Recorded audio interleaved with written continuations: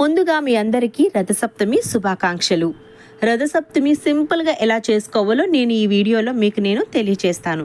ఎందుకంటే ఉద్యోగాలు చేసుకునే వాళ్ళు ఇతరాత్ర పనుల మీద వెళ్ళే వాళ్ళకి కుదరొచ్చు, కుదరకపోవచ్చు. అయ్యో చేసుకోలేదే అని బాధ లేకుండా నేను చెప్పిన సింపుల్ వాటిలో ఏదో ఒక దాన్ని మీరు ఫాలో అవ్వండి. ఈ రోజనే కాదండి, ప్రతిరోజు మనం సూర్యుడిని ఆరాధించాలి. ఎందుకనంటే ఆయన ప్రత్యక్ష దైవం. ఆయనకి మనం ఏవేవో చేయాల్సిన అవసరం లేదండి. ఆయన్ని మనం భగవంతునిగా కొలిచి ప్రతిరోజు నీరుని సమర్పించినా చాలు, ఆయన మనల్ని ఆశీర్వదిస్తూనే ఉంటారు. ప్రతిరోజు కూడా మీరు సూర్య భగవానుడికి నమస్కారం చేసుకోండి. ఇక రథసప్తమి రోజున మీరు పొద్దునే లెగిసి కల్లాఫ్ వేసుకుని, ఇదిగో ఇక్కడ నేను చిన్న సింపుల్ ముగ్గులు ఇస్తున్నాను. కలర్స్ వెయ్యకపోయినా పర్వాలేదండి, మీరు చక్కగా చిన్న ముగ్గు వేసుకోండి. వేసుకున్న తర్వాత మీ గడపని కొంచెం ఏదైనా పసుపు బొట్టులు పెట్టుకోండి, పసుపు రాసుకోండి. సింపుల్గా ఏది మీ వల్ల అవుతుందో అది మాత్రం చెయ్యండి. ఆయనకి రేగుపళ్ళు అంటే చాలా ఇష్టం అన్నమాట. కుదిరితే మీకు దొరికితే రేగుపళ్ళను తీసుకోవడానికి ట్రై చేయండి. వాటిని ఆయనకి సమర్పించండి. ఇక ఆయన ప్రీతిగా తినేది ఏమిటంటే పరమాన్నం అన్నమాట.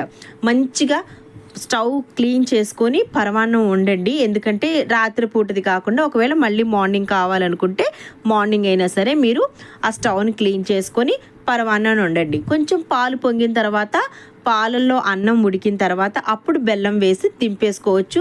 జీడిపప్పు, కిస్మిస్లు మీరు పక్కన నెయ్యిలో వేపుకొని చక్కగా వేసుకోవచ్చు. ఇక తర్వాత ఆయనకి రథసప్తమిలో సమర్పించే వాటిల్లో జిల్లేడాకు వస్తుందండి.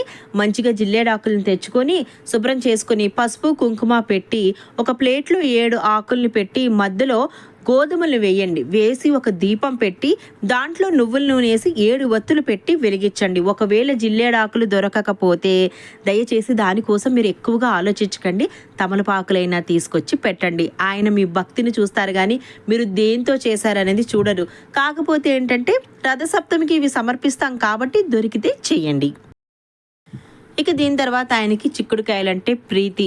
చిక్కుడుకాయలతో రథాన్ని కూడా చేసి మీరు సమర్పించవచ్చు. ఇవన్నీ మీకు కుదిరితే చెయ్యండి. ఎందుకనంటే ఉద్యోగాలు చేసుకునే వాళ్ళు ఎక్కువ ఉండడం వల్ల కుదరచ్చు, కుదరకపోవచ్చు. దయచేసి ఏదైనా కుదరకపోతే ఆ రోజు దానికి బెంగ పెట్టుకుని బాధపడిపోతూ మీరు అవన్నీ చేయొద్దండి. భగవంతుడు అనేది ఎప్పుడు భక్తే చూస్తాడు.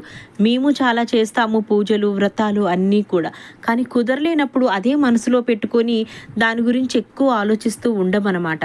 సో మీకు ఇందులో ఏది కుదిరితే అది. పొద్దున్నే లేసి ముగ్గేసుకుని దేవుడికి దండం పెట్టుకున్నారా, ఓకే. లేదంటే ముగ్గేసుకున్న తర్వాత సూర్యుడు అప్పుడే ఉదయిస్తూ ఉంటారు కదా, గ్లాసు నీళ్లు తీసుకొని మీరు చక్కగా సూర్యునికి సమర్పించండి. ఎందుకంటే పెద్దవాళ్ళు చెప్తారు కదండి, ఆరోగ్యం భాస్కరాదిత్యం అని. రోజు మీరు చక్కగా సూర్యునికి నీళ్ళని సమర్పించండి.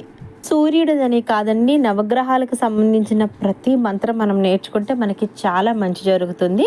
అలాగే ఒకవేళ ఈ మంత్రాలు కూడా మీకు చదవడానికి టైం సరిపోకపోతే ఓం సూర్యాయ నమః అని ఒక 21 సార్లు ఆయన మనస్ఫూర్తిగా తలుచుకోండి, సరిపోతుంది. Thank you.